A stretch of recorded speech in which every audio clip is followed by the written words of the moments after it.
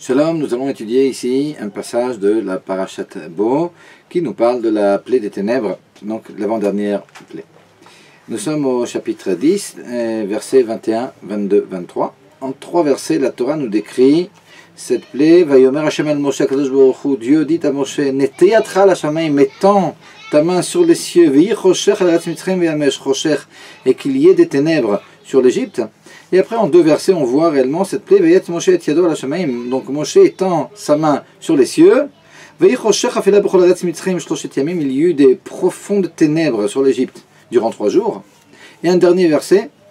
Lo raoui shatachi velo kamuish mitartav shloshet yamim. Personne ne pouvait même bouger ni. Et alors nous explique Rashi, quelqu'un qui était debout ne pouvait pas s'asseoir, quelqu'un qui était assis ne pouvait pas se lever. Durant 3 jours. Et pour les Bnei Israël, il y avait de la lumière dans leur demeure. Alors ici, on a 2 versets, on a l'impression, quand on lit le Pshat, sans les commentaires, que la plaie des ténèbres a duré 3 jours, alors qu'en réalité, comme toutes les autres plaies, elle a duré 7 jours. Ici, en réalité, nous avons 2 versets qui font référence à 3 jours. Il y a eu 2 fois 3 jours, et puis le 7e jour, nous disent nos sages, c'était lors de la traversée de la mer Rouge, où on nous parle aussi de ténèbres. Alors c'était le complément finalement de cette plaie. Toujours est-il, pendant ces 3 jours et ces 3 jours, alors le Midrash nous explique pourquoi 2 fois 3 jours. Les 3 premiers jours étaient là pour que les Bnei Israël puissent enterrer leurs morts, puisqu'il y a eu énormément. On sait que Chamushim, le Bnei Israël Meretz Mitzrayim, uniquement 1/5, d'après le Midrash et même d'autres idées, mais ce qu'on rapporte en général c'est 1/5 Chamushim, donc 20% des Bnei Israël finalement sont sortis d'Égypte, mais 80% ne voulaient pas sortir et sont restés puis sont morts là-bas. Il ne fallait pas qu'il y ait de Chilul Hashem et qu'ils soient enterrés sous les yeux des Égyptiens, et donc Akadosh Baruch Hu donc a fait la plaie des ténèbres, précisément pour que les Bnei Israël puissent enterrer leurs morts en secret.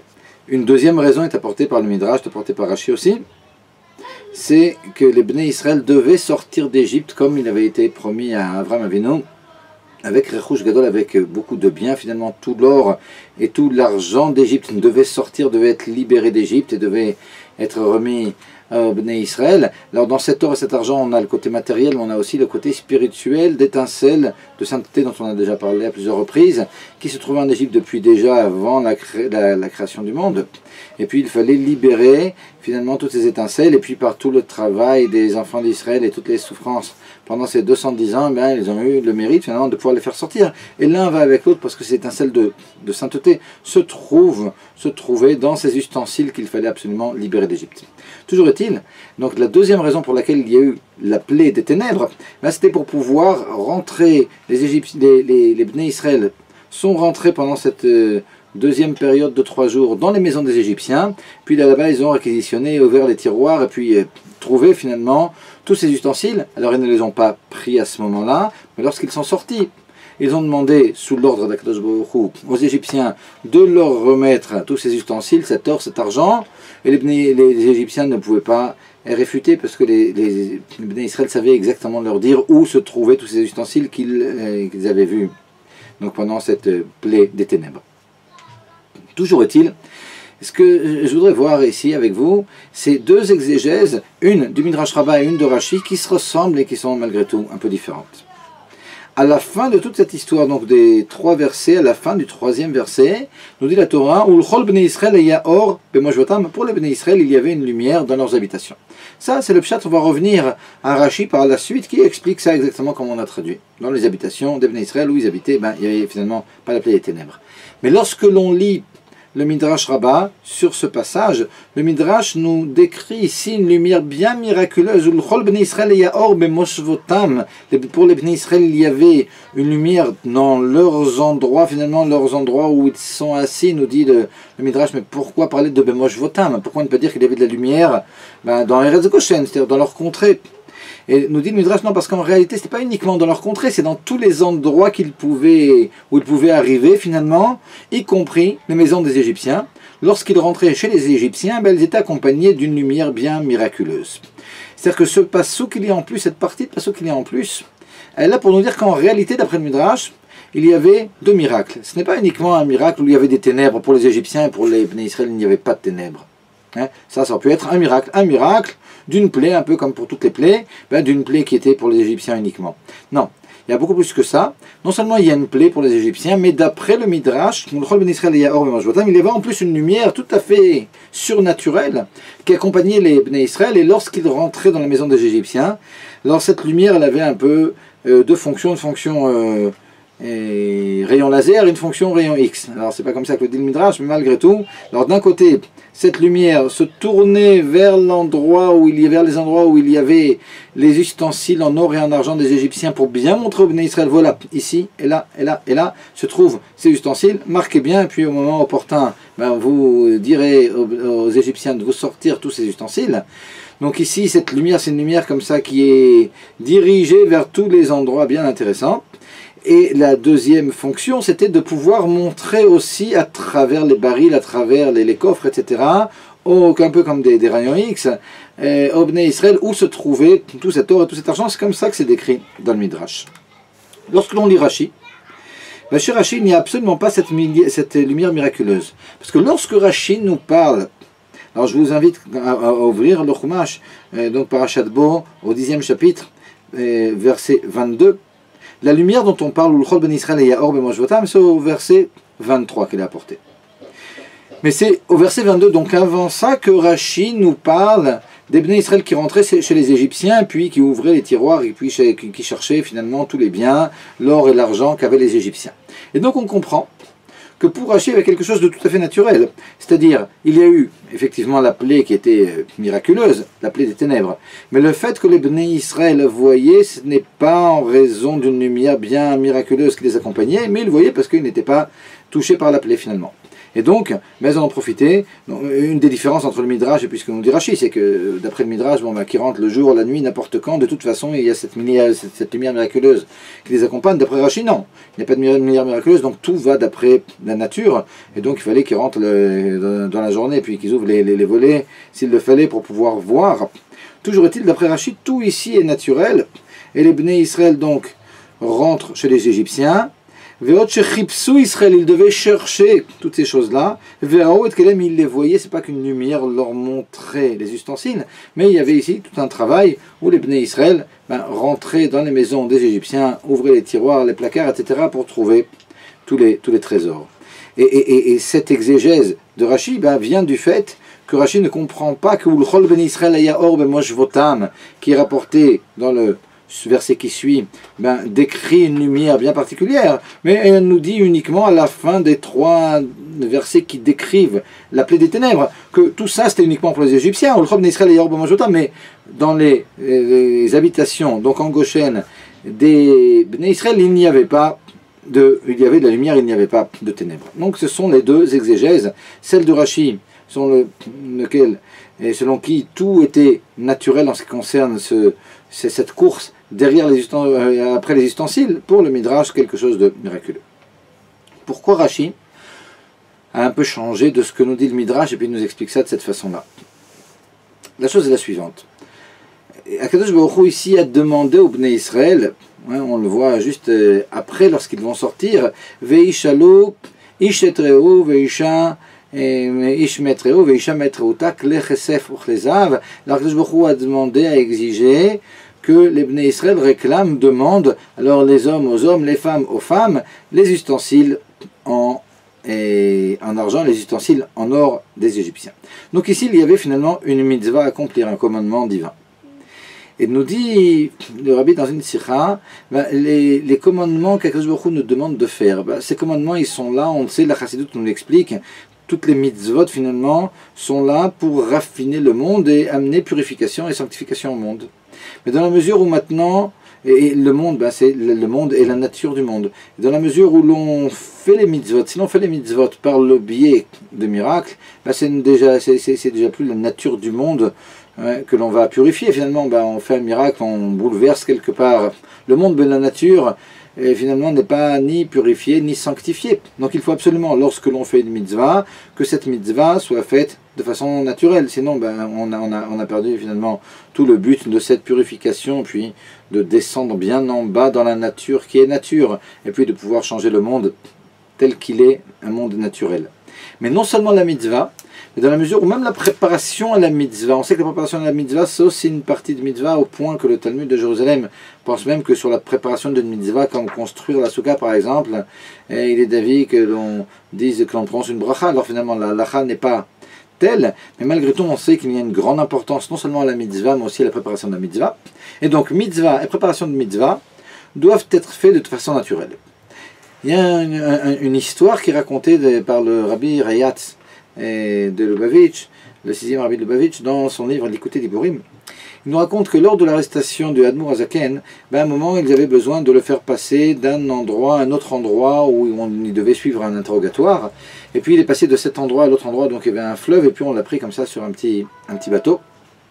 Et lorsqu'il était sur ce bateau, il se trouve que c'était le moment de faire Kiddush Levana, de sanctifier la lune. Et il a demandé pour pouvoir bien se concentrer à la personne qui était donc le fonctionnaire qui était le plus gradé, le plus important sur ce bateau, d'arrêter le bateau pour qu'il puisse se concentrer à la bénédiction. Bon, le fonctionnaire n'a pas accepté, et le Rabbi Rayatz a arrêté le bateau lui-même. Il a arrêté le bateau donc de façon miraculeuse, puis il a redonné la possibilité au bateau de continuer son cours, et là à nouveau il a demandé au fonctionnaire, je t'en prie, arrête le bateau que je puisse faire Birkat Levana. Et le fonctionnaire, bon maintenant il a compris, il arrête le bateau, il a compris qu'il avait affaire avec quelqu'un qui était spécialement saint. Alors on nous raconte aussi qu'il a demandé malgré tout une bénédiction à Admour Hazaken, qui lui a écrit un papier qu'on a retrouvé chez son fils, le fils du fonctionnaire, des années après, et avec une bracha bien spéciale que lui avait écrite. Et le Admour Hazaken, toujours est-il, et le fonctionnaire finalement a accepté d'arrêter le bateau, et là le Admour Hazaken a prononcé le Kiddush Levana. Et donc la question ici qui se pose, c'est bon, puisque l'Admour Hazaken avait la possibilité d'arrêter lui-même le bateau, pourquoi il n'a pas prononcé Kiddush Levana lorsqu'il a arrêté le bateau? Le Rabbi Rayatz lui-même explique qu'après beaucoup de temps, il a compris, beaucoup de temps après avoir entendu cette histoire pour la première fois, il a compris évidemment d'après la Chassidoute, où l'on comprend que les mitzvot elles sont là, les mitzvot, la préparation aux mitzvot elles sont là pour que l'on sanctifie le monde, il faut qu'elles se fassent de façon naturelle.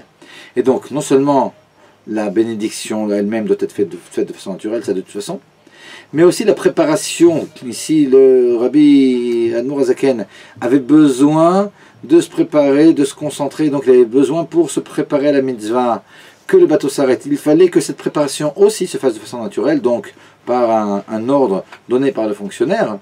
Par contre, ce que l'on voit, c'est que ce qu'il y a avant cette préparation, alors ici en l'occurrence, le fait que l'Admour Hazaken ait eu besoin de faire un miracle pour que le fonctionnaire comprenne, ça ce n'est déjà plus en rapport direct avec la mitzvah, c'est quelque chose qui est là pour finalement se débarrasser d'un problème. Il y a le problème que le fonctionnaire ne comprend pas pourquoi il a besoin d'arrêter le bateau, et ça c'est quelque chose qui peut être fait de façon miraculeuse. Donc on a le Admour Hazaken qui fait un miracle. Une fois qu'il a fait le miracle, le fonctionnaire de façon naturelle arrête le bateau, et puis évidemment la bracha et Kiddush Levana va être aussi prononcée de façon naturelle. Donc la préparation et la mitzvah c'est ce qui est important, c'est ce qui doit être fait de façon naturelle. Nous dit le Rabbi dans une sikha, ici, c'est exactement ce qui se passe avec la plaie des ténèbres d'après Rashi. Rashi n'a pas accepté dans le Pshat l'explication apportée par le Midrash, l'exégèse selon laquelle il y avait une lumière bien miraculeuse qui a aidé les Bnei Israël à trouver les ustensiles. Parce que trouver ces ustensiles, finalement, c'était la préparation à la mitzvah donnée par Akadosh Baruch Hu d'exiger des Égyptiens qu'ils leur donnent leurs ustensiles en argent et en or. Il fallait absolument que cette mitzvah soit faite, non seulement la mitzvah elle-même de demander ces ustensiles, mais aussi la préparation à la mitzvah, c'était de savoir exactement où se trouver les ustensiles pour pouvoir bien mettre les Égyptiens sur le fait accompli, puis leur dire non, on sait très bien qu'il y a ici et là des ustensiles. Donc il fallait que même cette préparation soit faite de façon naturelle. C'est pourquoi, d'après Rashi, il n'y avait pas une lumière bien spéciale comme ça qui était laser, rayon X, etc. Mais il fallait qu'ils rentrent et qu'ils cherchent et qu'ils ouvrent les tiroirs, et donc un effort bien spécial qui devait être accompli. Par contre, le fait que tout ce qui a permis finalement à toute cette histoire, c'était la plaie des ténèbres, ça c'est un peu comme l'Admor Zaken qui a arrêté le bateau. Finalement la plaie des ténèbres, elle n'était pas là pour directement permettre la préparation à la mitzvah, c'est-à-dire rechercher les ustensiles. La mitzvah c'était d'exiger les ustensiles dans un deuxième temps des Égyptiens avant que les Bnei Israël ne sortent d'Égypte. Donc la mitzvah était d'exiger ces ustensiles, la préparation à la mitzvah c'était de savoir où les se trouver. Mais les ténèbres ici, c'était ni pour la mitzvah, ni pour la préparation à la mitzvah, mais c'était uniquement pour se débarrasser du problème des Égyptiens qui, évidemment, de leur plein gré, n'auraient pas accepté que les Hébreux rentrent dans leur maison, et là, pour mettre de côté, pour les neutraliser quelque part. Alors il y a eu cette plaie, mais ça, ce n'est pas un problème. Ça concerne Akadosh Baruch Hu. Ici, nous, notre fonction de se préparer à la mitzvah et de faire la mitzvah, on l'a faite de façon tout à fait naturelle, donc il n'y a aucun problème. On pourrait se poser la question, alors maintenant on revient au Midrash. Alors si d'après Rashi ça doit absolument être fait de façon naturelle, alors comment il y a une autre exégèse, celle du Midrash, le Midrash ne comprend pas qu'il fallait absolument que ce soit de façon naturelle. Et là aussi, il y a un certain nombre de réponses. Pour essayer de comprendre aussi cette deuxième façon de voir l'exégèse du Midrash. Alors d'abord le premier point, c'est qu'en réalité, les mitzvot qui sont là pour purifier le monde et le sanctifier, c'est précisément ou disons en particulier après Matan Torah. Parce qu'après le don de la Torah où Akadosh Baruch Hu descend sur le mont Sinaï, c'est là qu'il y a la possibilité de faire des mitzvot qui sont dans la matière. On sait qu'avant, alors on pouvait s'approcher d'Akadosh Baruch Hu, mais réellement faire des mitzvot de façon matérielle. Et dans les mitzvot, faire descendre Akadosh Baruch Hu, le faire s'habiller dans la matière, c'est quelque chose qui ne pouvait pas être fait. Par conséquent, cette obligation de devoir faire les mitzvot dans un monde de façon naturelle, ça c'est surtout après le don de la Torah. Là on est avant le don de la Torah, donc c'est moins problématique. Ça c'est le premier point. Le deuxième point, c'est qu'en réalité on peut aussi regarder cette demande d'Akadosh Baruch Hu d'exiger des Égyptiens des ustensiles, pas tellement comme une mitzvah, comme un ordre, mais quelque part un peu comme une récompense. Parce qu'en réalité, tout ça, c'était pour donner une récompense, la récompense qui avait été promise à Avraham Avinu, celle de donner finalement Rechush Gadol, beaucoup de bien au Bnei Israël lorsqu'ils sortiraient d'Égypte. Et par conséquent, dans la mesure où cette demande était un peu comme si le boss qui dit à ses employés de faire 1, 2, 3, 4, toutes sortes de choses qu'ils sont obligés de faire, mais si à la fin il leur dit, va chercher ta paye dans la caisse, évidemment, c'est aussi un ordre, mais c'est déjà en réalité la récompense. C'est un peu ce qui se passe ici, et par conséquent, alors d'après le Midrash, on peut comprendre une deuxième raison pour bien comprendre qu'en réalité, on peut aussi envisager que cette recherche ait été faite de façon miraculeuse. Il y a un troisième point qui va plus du côté du Midrash, c'est que on sait que Vainatzlu et Mitzrayim, on va voir que lorsque les Bnei Israël sortent d'Égypte, que Vainatzlu et Mitzrayim, ils ont finalement profité, fait sortir, tel que la Gemara au traité de Brachot nous l'explique, tout ce qu'il y avait en Égypte, ils ont dépouillé l'Égypte, c'est comme ça qu'il faut expliquer. Ils l'ont rendu vide comme les fonds marins, nous dit la Gemara dans Brachot, qui sont vides de poissons. Alors c'est exactement ce qu'ont fait les Bnei Israël, ils ont complètement dépouillé de l'or, de l'argent, et puis aussi de la sainteté évidemment qui les accompagne, dépouillé l'Égypte, et donc pour pouvoir enlever tout ce qu'il y avait d'or et d'argent en Égypte. Alors c'est vrai que d'après Rashi qui nous dit qu'il devait chercher et ouvrir tous les tiroirs, etc., alors c'est difficile d'envisager qu'ils aient pu trouver tout l'or et tout l'argent, alors que si évidemment on avait une lumière miraculeuse qui mettait bien le point sur l'endroit où se trouvait tout l'or et tout l'argent, alors c'est quelque chose que l'on peut comprendre d'après le Midrash, mais beaucoup mieux. Donc ça, c'est les deux façons d'envisager cette mitzvah, ou en tout cas cet ordre de rechercher ces ustensiles. L'exégèse de Rashi selon laquelle tout se fait de façon naturelle pour les raisons que l'on a indiquées, et l'exégèse du Midrash. Ok. Mais ici, il y a quelque chose d'encore plus profond qui se cache, et c'est ce que j'aimerais maintenant voir avec vous. Quelque chose qui a un rapport avec le service divin, qui est extrêmement beau, quelque chose en 3 temps, on va voir ici, et qui va nous expliquer profondément ce qui se cache derrière tout ce que l'on a dit ici. À la fin du dernier verset, on a dit donc pour les Béné Israël, il y avait une lumière dans leurs habitations. Okay. À quoi ça fait référence? Ça fait référence à la lumière dans les habitations des Bnei Israël, ben, c'est les Bnei Israël eux-mêmes finalement. Les habitations des Bnei Israël, c'est ce qui est à l'intérieur des Bnei Israël, c'est le cerveau et le cœur des Bnei Israël. Et dans la Avodat Hashem, on peut dire que la Avodat Hashem, le service divin, il se divise en trois. Alors on a la Torah. On a la Torah qui est principalement là pour que l'on purifie finalement notre intellect. On a à côté de ça la Tfila, la prière. La prière est là principalement pour que l'on purifie notre cœur. Ça c'est Ulchol Bnei Israël Aya Or B'Moshvotam, lorsque l'on parle de la lumière qui est dans le Moshav à l'intérieur finalement, c'est ça ici, Moshvotam, des Bnei Israël, ben cette lumière-là, c'est la lumière qui est entraînée par l'étude de la Torah, donc qui entraîne une lumière qui vient purifier l'intellect des Bnei Israël, et lorsque l'on prie, une lumière qui vient purifier le cœur. Ça c'est une partie du service divin des Bnei Israël. La deuxième partie du service divin des Bnei Israël, c'est le fait de faire les mitzvot finalement, de faire les mitzvot dans un monde matériel, non seulement les mitzvot, mais de façon encore plus large, c'est le Vechol Maasecha Yeu L'Shem Shamayim, c'est finalement de faire tout ce que l'on fait dans la vie, aller travailler, parler, manger, marcher, etc., L'Shem Shamayim, pour le service divin, pour Akadosh Baruch Hu, pour la volonté d'Hachem. On va travailler, c'est peut-être quelque chose de profane, mais on fait ça évidemment pour pouvoir sanctifier Akadosh Baruch Hu, faire grandir une famille qui sera au service divin, au service d'Akadosh Baruch Hu, etc. Donc ça c'est la deuxième partie de l'Avodat Hashem. On a donc une Avodat Hashem, un service divin, qui est là finalement par rapport à l'intériorité du juif, son esprit et son cœur, l'Echol Bnei Israël Ya'or B'Moshvotam, et puis on a l'autre partie qui est le travail qui est fait sur la matière. Ce travail qui est fait sur la matière ici, ben, il est symbolisé par ces ustensiles qui sont chez les Égyptiens, donc on comprend que c'est vraiment la matière la plus basse, et puis dans cette matière la plus basse, ben, on va libérer des étincelles de sainteté qui se trouvent et qui sont symbolisées par tous ces ustensiles que l'on va ressortir des maisons des Égyptiens en fin de compte. Donc la lumière qui est décrite à la fin de cette plaie Torah Mitzvot, la lumière, le travail des mitzvot finalement, c'est en rapport avec les ustensiles que l'on prend de chez les Égyptiens.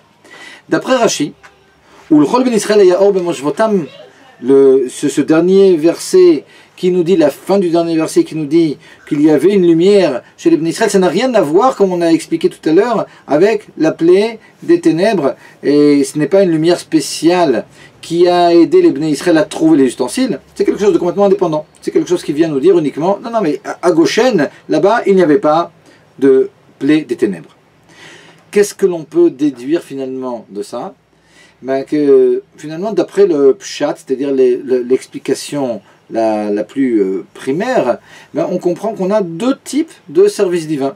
On a un service divin qui est en rapport avec Torah et Tfila, Torah et prière, étude et prière, qui est quelque chose de très profond, qui est là pour purifier finalement les Bnei Israël eux-mêmes. Et puis on a autre chose, qui est le service divin de mitzvot, et le service divin de faire finalement du monde matériel et de la sainteté, ce qui est symbolisé ici par ces ustensiles qui étaient chez les Égyptiens, deux choses qui sont différentes. Ça c'est l'explication de Rashi.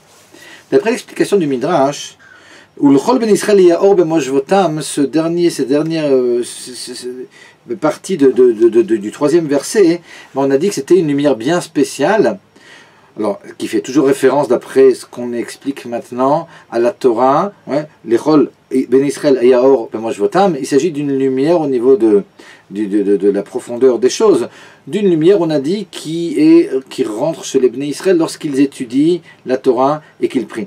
Mais cette lumière, qui dans le Pshat, d'après le Midrash en tout cas, vient accompagner les Bnei Israël dans leur travail de recherche des ustensiles dans les maisons des Égyptiens, ben finalement ce que ça vient nous expliquer, c'est qu'en réalité même le travail, si on regarde maintenant à un deuxième niveau, ce qui se cache dans ce que nous dit le Midrash, et puis le Midrash il est là, nous dit le Admor HaZaken dans le deuxième Perek, le deuxième chapitre d'Ilchot Talmud Torah, et nous dit ça aussi dans Igret HaKodesh du Tanya, que tout le travail finalement de Torah, Tfila, etc., eh bien, il est là pour que l'on puisse revenir aux mitzvot et puis accomplir les mitzvot de façon beaucoup plus profonde. C'est exactement ce que l'on voit ici dans le Midrash. C'est le Midrash qui nous dit que ici, cette lumière qui symbolise Torah et Tfila. Ben, cette lumière, c'est une lumière bien miraculeuse qui était là pour que l'on puisse voir les ustensiles qu'il y avait chez les Égyptiens, et puis finalement, en fin de compte, pouvoir sortir ces ustensiles de chez les Égyptiens. Ce que le Midrash veut nous dire comme ça en filigrane, en allusion, c'est qu'en réalité, le travail bien précis et bien spécial des Bnei Israël, ce travail sur eux-mêmes lorsqu'ils étudient la Torah et lorsqu'ils prient, c'est un travail qui n'est pas du tout détaché du travail de sanctifier le monde par les mitzvot, mais ce travail, il est au service du travail des mitzvot. Finalement, lorsque l'on va se raffiner en priant, lorsque l'on va se raffiner en étudiant la Torah, tout ça c'est pour pouvoir revenir encore plus bas sur terre et puis sanctifier Akadosh Baruch Hu dans le monde bien matériel. Mais en réalité, il y a encore un troisième niveau. Parce que Rashi, alors c'est un peu trompeur, parce que Rashi il vient et puis il nous dit tout le temps qu'il est venu pour nous expliquer le pshat en réalité, c'est-à-dire le premier niveau, et puis on a l'impression qu'il ne faut pas aller chercher plus loin. Mais en réalité, il y a aussi tous les secrets qui sont cachés dans le commentaire de Rashi. Et quelque part, les secrets qui sont cachés dans le commentaire de Rashi, ils sont encore même plus profonds, on va voir, que ce que l'on a vu dans le Midrash. Si on revient à Rashi maintenant et puis on explique tout ça d'une troisième façon, on comprend qu'en réalité, ce Ulchol Bnei Israël et Yaor B'Moshvotam, qui est rapporté à la fin de toute notre histoire, ce que ça vient exprimer, c'est quelque chose d'encore plus grand. Et pour ça, je suis obligé de faire peut-être une petite introduction. Dans le 37e chapitre du Tanya, alors le Tanya nous dit, lorsque la Neshama va descendre sur terre, elle ne descend pas sur terre pour elle-même, elle descend parce qu'elle était au Gan Eden, et par conséquent, elle avait tout ce qu'il lui fallait au Gan Eden. Lorsqu'elle descend pour pouvoir finalement transformer la Nefesh Behemit, l'âme animale, et puis le corps. Donc finalement, l'âme divine, elle descend, et puis elle est vraiment en galoute lorsqu'elle descend. Et d'ailleurs, nous dit le Admor Zaken, là-bas dans ce 37e chapitre, que c'est un peu comme galoute à Shrina, c'est-à-dire la Shrina qui nous accompagne lorsque nous sommes en galoute. C'est un peu ce que l'on retrouve ici, lorsque la Neshama descend, elle descend finalement, pas pour elle, mais elle descend pour pouvoir transformer et raffiner cette âme animale que l'on a, puis le corps que l'on a finalement. Alors, ça, ce que nous dit ici le Tanya, c'est en rapport, si l'on regarde bien, avec ce que nous dit le Admor Zaken. C'est-à-dire que cette Neshama ici, c'est donc cette Neshama qui s'est bien raffinée grâce à la Torah et au mitzvot, finalement, c'est pas un service divin qui est détaché. Tout le but, finalement, c'est la nefesh behemit et le gouffre et le corps, et finalement tout ce qui peut avoir un rapport avec la matière, de les raffiner. Donc comme nous explique le Midrash, finalement, cette lumière-là, elle était en réalité pour une autre fin. Il y a quelque chose d'encore plus, une finalité encore plus profonde, c'est celle de retirer ces ustensiles d'Égypte, comme on a expliqué. Donc, on comprend que ce que dit le Tanya, ça va ici de pair avec finalement plutôt l'exégèse du Midrash. Mais alors, où se trouve Rashi dans tout ça? En réalité, dans la Chassidoute, on explique par rapport à ce chapitre du Tanya qu'il y a quelque chose d'autre après encore. Alors, le Admor Zaken n'en parle pas directement là-bas dans le Tanya, mais par contre, dans son commentaire et l'écoute Torah, alors Parashat Balak et puis Parashat Bamidbar aussi, il y aura plusieurs reprises, et puis c'est quelque chose qui est énormément repris, puis repris aussi par le Rabbi. En réalité, il y a un autre niveau, c'est que Yerid Azot Sorech Aliyah, cette descente de la Neshama, elle est en réalité pour une montée. C'est-à-dire que même si l'on comprend que toute la finalité de la Neshama qui descend, c'était pour le monde. Alors, quand on parle du monde, c'est le monde matériel, c'est le corps du juif, c'est son âme animale, etc. Mais malgré tout, après tout ça, la Nefesh Elokit, l'âme divine qui est descendue, elle y a aussi gagné. Et le niveau auquel elle arrive, il est encore plus élevé que le niveau qu'elle avait au Gan Eden. Alors déjà ici, quand elle est en bas en train de faire ce travail, elle arrive à des niveaux en réalité encore plus élevés que ceux qu'elle avait au Gan Eden. Et finalement, c'est ce qui est ici dit en allusion. Et c'est ce qui est dit en allusion ici dans ce dernier pasuk tel que Rashi l'a compris. Rashi qui comprend que Ulchol ben Israël et Yaor B'Moshvotam, qui est apporté à la fin. C'est quelque chose de complètement séparé, ce n'est pas une partie finalement de ce travail, ce n'est pas une partie de la plaie des ténèbres. C'est quelque chose de complètement à part qui, dans le Pshat, vient nous dire, eh ben, dans les habitations des Bnei Israël, il y avait de la lumière. Hein, c'est ce que ça vient dire. Ben, cette lumière, finalement, ce qu'elle vient décrire, c'est après tout ce travail des ustensiles, finalement, des plaies des ténèbres. Donc les ténèbres, ici, ça fait référence, évidemment, à la galoute. Et pendant ces plaies des ténèbres, où l'on cherche ces ustensiles, donc on comprend que c'est tout le travail de la galoute. À la fin de tout ça, eh ben, finalement, il y a une autre finalité qui est que malgré le fait que le but recherché, le but premier recherché, et dans la descente ici, ben c'était de raffiner le monde et de sortir finalement du monde toutes les étincelles de sainteté qui pouvaient s'y trouver, puis les ramener à leur source.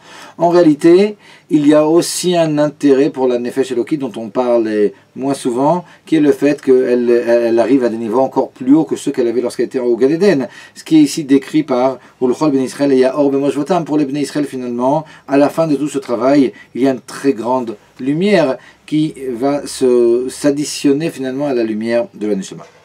On va juste rajouter un petit point. Il y a quelque chose ici, dans ce qu'on a dit, qui est très très positif, et puis qui nous donne finalement la possibilité d'être très optimiste. Parce que lorsque l'on dit tout à l'heure que les mitzvot, alors on revient un peu à ce qu'on avait dit quand on parlait du commentaire de Rashi. Les mitzvot, la préparation aux mitzvot doivent être faits absolument de façon naturelle, pas par hocus pocus ni abracadabra, mais le fait qu'il y ait des difficultés, ça fait partie du jeu. Ouais. Finalement, les difficultés que l'on rencontre lorsque l'on a des mitzvot, que ce soit des mitzvot actives ou des mitzvot passives, ne pas faire. Alors on a souvent des grands yetzarim, et puis ces choses-là sont difficiles. Mais en réalité, finalement, toute la difficulté, ça fait partie du truc, c'est tout le but recherché. Mais ce qu'il faut savoir, c'est que malgré le fait qu'on mette bien l'accent sur le fait que dans l'accomplissement des mitzvot par les Bnei Israël et la préparation aux mitzvot, en aucun cas il n'y a à faire appel à des miracles, ça c'est vrai par rapport aux Bnei Israël eux-mêmes. Mais on n'a en aucun cas dit qu'Akadosh Baruch Hu n'allait pas faire des miracles, mais sans fin finalement, pour donner la possibilité dans cette nature aux Bnei Israël de faire leur travail de façon naturelle. Et ça, c'est quelque chose qu'on le revoit, qu'on retrouve à chaque instant. C'est-à-dire que de notre côté, on doit tout faire de façon naturelle. Mais Akadosh Baruch Hu, sans fin, il est là à nous accompagner de miracles, finalement, pour nous donner la possibilité de faire les mitzvot de façon naturelle. Alors c'est ce qu'on voit dans l'histoire du Admor Zaken, c'est ce qu'on voit aussi dans Makat Rocher. Alors c'est vrai que dans Makat Rocher, tel que Rashi nous l'a expliqué dans le Pshat, tout était fait de façon naturelle. On rentre chez les Égyptiens, on cherche, on ouvre tous les tiroirs, on cherche tous les kelim, tous les ustensiles, et puis après on devra leur demander aussi, etc. C'est vrai. Mais qu'est-ce qui se passe derrière tout ça? Tout ça, ça a été permis grâce au miracle des ténèbres. Et finalement, alors, il ne faut vraiment pas se décourager.